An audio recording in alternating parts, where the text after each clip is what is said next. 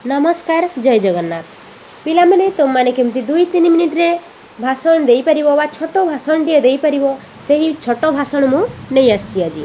तो देख पिलामाने केमिति कहिबो स्वाधीनता दिवस भाषण। सम्मानीय सभापति महोदय, शिक्षक शिक्षयित्री एवं मोर प्रिय सांग माने, आज 15 अगस्त आज आमर 80तम स्वाधीनता दिवस।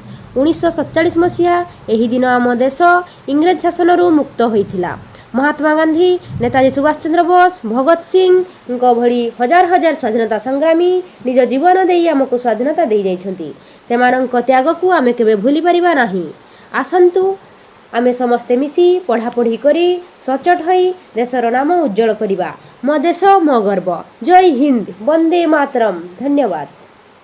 तो पिला माने एही परि तमाने मध्य भाषणटी 2-3 मिनिट रे शेष करि परिबो। जदि भाषणटी भल लागुଥାଏ ताले भिडियो टिके लाइक करी सांगमानंक सहित शेयर करि नबो। आ चैनल जदि नुआ थाउ चैनल टी को सब्सक्राइब करी ऑल नोटिफिकेशन को ऑन कर दबो। धन्यवाद पिला माने।